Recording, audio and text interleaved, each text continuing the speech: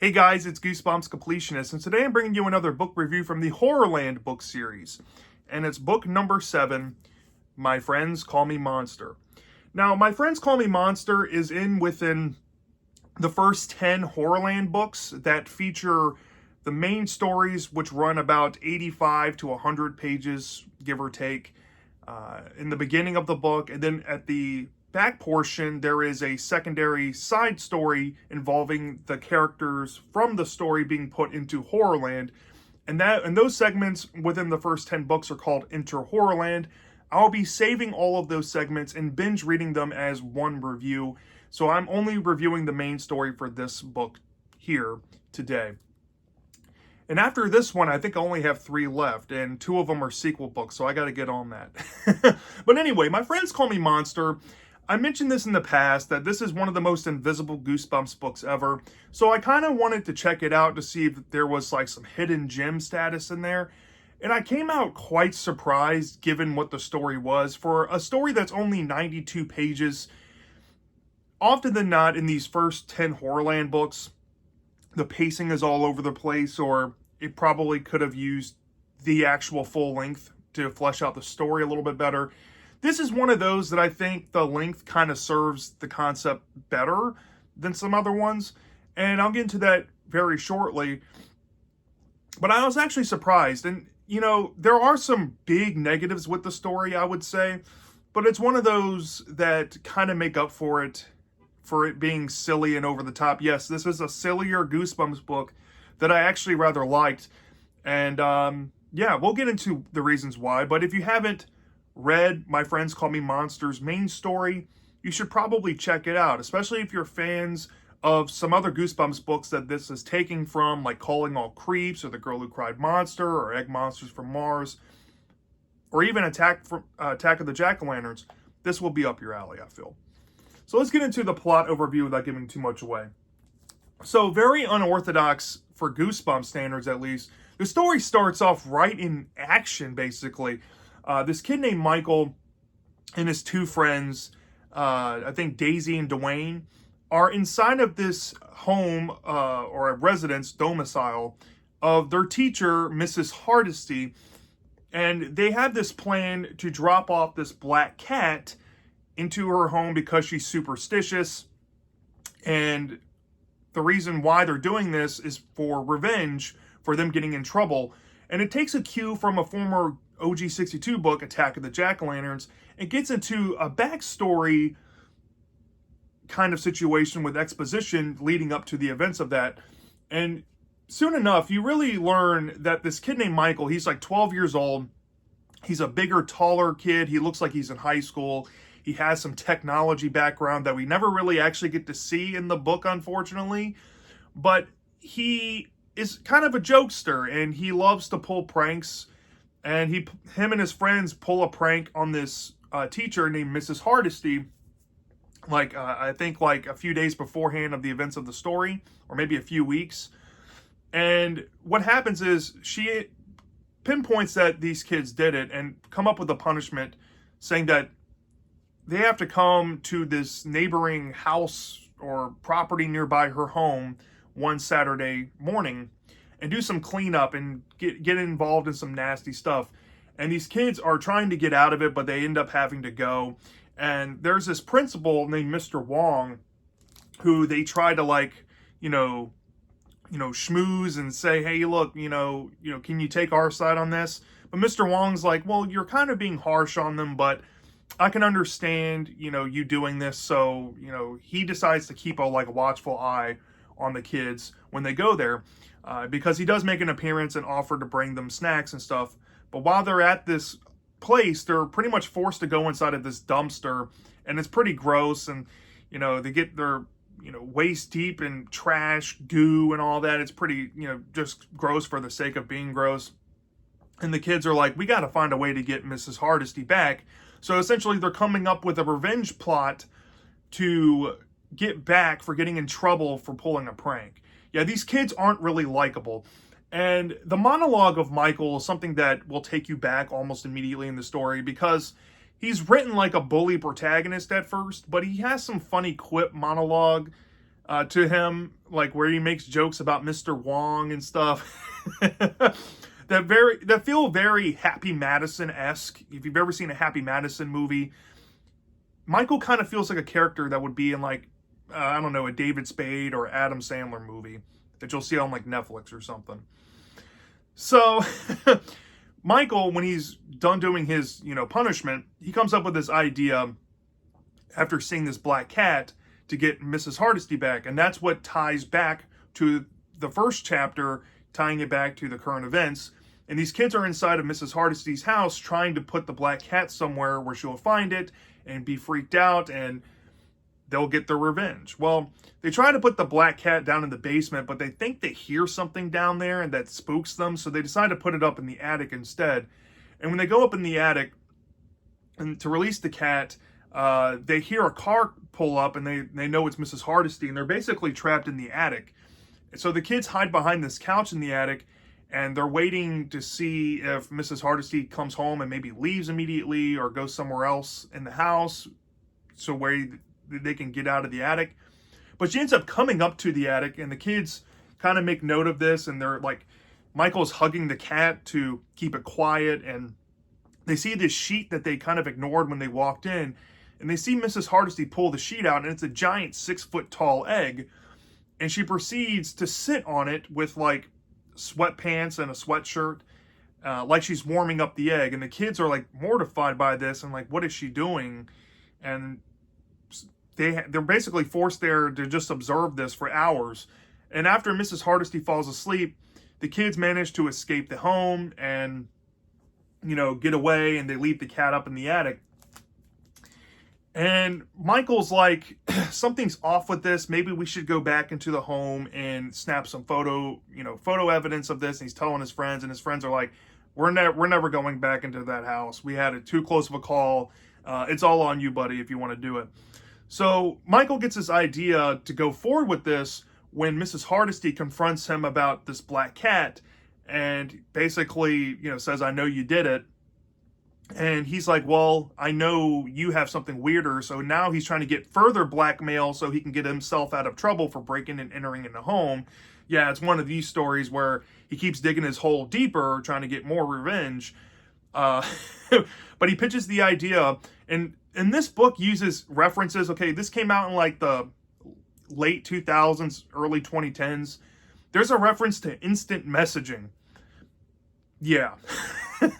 But he tries to reach out to his friends again, and they say, no, we're good. And Michael's like, all right, well, I guess I'm solo on this.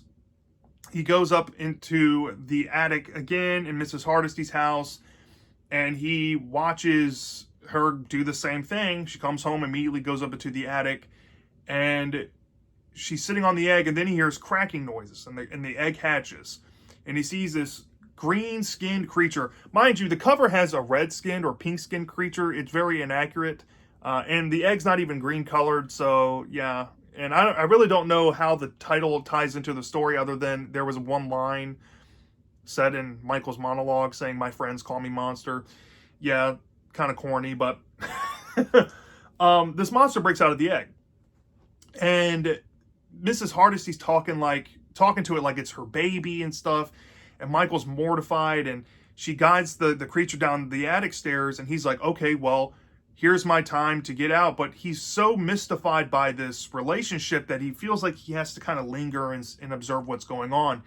And he notices that Mrs. Hardesty takes the new hatched baby creature thing down into this room of the house where there's multiple of these other creatures.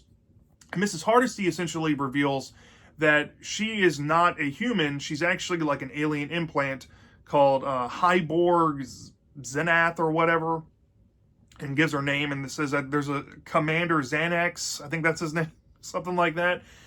This commander has given her orders to infiltrate Earth and basically make aliens, breed aliens essentially to take, outnumber the humans. And there's also another thing that she reveals, without knowing that Michael was there, that she has this plot using some of the eggs that these creatures create to make scrambled eggs and put it into the food supply. And this food supply may or may not do something to humans. So Michael's like, okay, something's definitely wrong. I have to try to convince my parents of this. I need to get some bigger help. So he manages to get out undetected after a close call, and he ends up back at his house, and he tries telling his parents, hey, you got to believe me on this. Mrs. Hardesty's an alien. There's some alien plot to take over the world. And they kind of laugh at him about it, expectedly. So Michael decides to take it into his own hands and says, maybe my friends will believe me, but I really need to go back and try to get photos of these creatures to get proof. And he mentions to his friends that he's doing it, and their friends are like, okay, whatever. And he decides to get up early one morning, go right to her house, and try to sneak in before she wakes up to get some photos of these creatures so he can have proof. But when he tries to do so, Mrs. Hardesty, or Hybor Zenath, whatever her name is, sees him. Is like, hey, why are you at my house so early? He's like, well, I needed some help on homework. So she's like, well, why don't you come on in? I have something to show you. And Michael knows exactly what it is, but he's basically forced in there against his will. And his teacher forcefully feeds him some scrambled eggs she was cooking on her stove. And these eggs may or may not turn Michael into one of these alien creatures. And she decides to leave him in a pen with a bunch of these other creatures while she goes out and runs some errands. Now, this is where I'm going to start getting vague, because if I go any further, it will spoil the rest of the story. But let's just say Michael has a saving grace with his friends. They may or may not come to the teacher's home, and they come up with a scheme to maybe escape. But there's a problem with that, and these creatures that he's been pinned up with may or may not get out with him. And there's another character that's featured in the story that might be revealed to be the leader of this alien invasion, and there's a whole climax involving an egg, and you'll see what becomes of that. And for once, there's kind of like a heroic style ending in a Goosebumps story, but with an added twist that probably is easily fixed. But nonetheless, that's what you're going to expect out of My Friends Call Me Monster. So this little story here, I'm not going to lie, I'm very mixed on this book, because I have some negatives and some positives with it. And I guess I'll start with the negatives, which I never do, but I'm going to say the negatives first on this, just because they're so pronounced, and I think majority of you will be on the same page with me on this. The first thing that you're going to notice is that Michael, Dwayne, and Daisy are all unlikable. And the first 40 pages of this book, this ties into a second negative, is nothing but exposition and, weird monologue going on that's kind of funny in a humorous way, but also you realize that these kids are just a bunch of degents, and they're bully protagonists essentially. They're not really rootable, and you kind of hope that bad things happen to them to kind of teach them a lesson, which thankfully the story does. But the first 40 pages of this book pulls that Attack of the Jack-o'-lantern style, where the exposition takes up a good portion of the book, if not almost majority of it, because this is only a 92-page story, and around 40 plus pages or just setup of how the kids ended up in the Mrs. Hardesty's home. And that's fine and dandy, but if you're going for a shorter story, especially one below 100 pages like this, you got to get the action going. And I thought that that's what was going to happen. I was not expecting that Attack of the Jack-o'-lanterns exposition dump there. And while it's entertaining, maybe you could have shifted a little bit of that to the beginning and kind of saved that first chapter and made it more traditional storytelling, so it didn't come off like it was a tease. So yeah, you have unlikable characters, you have 40 pages of exposition, and I guess the last negative for me would be there's some context issues here that I think could have benefited from a full book here, and it mainly involves Mr. Wong and Mrs. Hardesty, or Commander Xanax and Hybor Zenath, whatever her name is.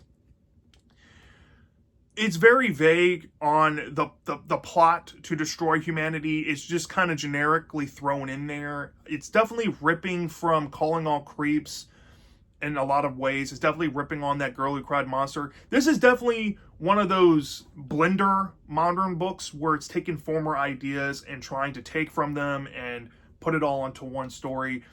And I think kind of tied with that is also another small negative with it, is that the originality here is spread very, very thin because it's borrowing from so much that it ends up becoming unoriginal.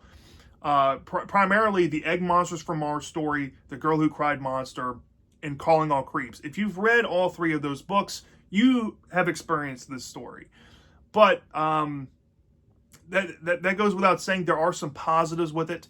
While Michael is unlikable, this book is ironically funny with Michael's monologue because he's kind of aware of his situation, unlike most You Gotta Believe Me protagonists. And this book, I hardly classify as that, but it definitely falls into that typecast. But he's definitely more aware, and he has more to his character. He mentions early on that he's kind of like a beefier kid. He's taller than most, and he has some tech abilities. Unfortunately, we never get to see tech abilities used in the book. The extent that we see is that he knows how to use a computer and use instant messaging, which was kind of a bummer. I was hoping that would play more into the plot of the story. I don't know why that was there, but he did have more character than your average bully protagonist, and I can kind of appreciate that. And like I said, his monologue, there's some funny jokes that I think were pretty well done, and the humor, irony into the situations that he's in also kind of lands as well. So Michael is kind of a half and half character for me. The side characters, while they're kind of used in a convenient way, but for this story's length, I'm not going to be too harsh on it because it was so action focused and there was setup and payoff to it. I'm not going to really pay much attention to it. The side characters were also kind of fun because they're not the typical friends that you see in Goosebumps where they're like, yeah, we're not going to help you on this. Most friends, I mean, there are some books like that, but Stein genuinely tries to write characters or side characters that are going to help the leader of the friends, which is usually the main character. But these characters really don't want to help, and I think that kind of adds to the humor of the story. So I like them too in some areas, even though they're unlikable in the beginning of the story. And I think the back half of the book is where all the fun is to be had with this. The monsters in this are actually, while they're more cutesy, kind of like an Egg Monsters type of monster, they have some intimidation. Like they're willing to take over the planet. They have some violent tempers to them, kind of like I forget the name of the alien, but it reminds me a lot of Weirdo Halloween's alien, Bim. He has like they have like a temper to them. They can't talk and they look gross. Sounds like something out of my nightmares. And for an alien story, especially marketed to kids, I'm totally not in the demographic for this, but this would have creeped me out as a kid, and I have to tip my hat to it. The climax was actually bonkers, and I do like the mechanism that turns the monsters into humans and the humans back to monsters. It doesn't really make much logical sense, but there's enough there to not complain about it because Stein does try to provide answers on that, and it's not as vague as you would think it would be. And I can definitely see some people like coming after the humans turning into alien mechanism. I went over the surface a little bit, but there is some body horror involving Michael here turning into an alien and then trying to turn himself back. It has a lot of that classic The Fly vibes to it. And it goes kind of metal in some description scenes. It's not a book that is outright scary or anything. It's just a vibe kind of story where it's so silly and you know that you're not taking it seriously up front, but it actually delivers on the silliness because it mixes in some solid horror elements to kind of balance it out and not just be one trick and just come off cringe. This book was not cringy, and I can commend Stein for that because mostly when he writes sillier books, they end up cringy. This was not it. And in a lot of ways, comparing this to something very similar that happened in the OG-62, Egg Monsters from Mars, I said that book's pace was atrocious because it was trying to be a full book and it was just barreling through things without really going over things. This story didn't bite off more than it could chew, and the pace was generally better than that book. So I do think that for this being kind of like a soft remake of Egg Monsters from Mars in a way, I ironically like this more.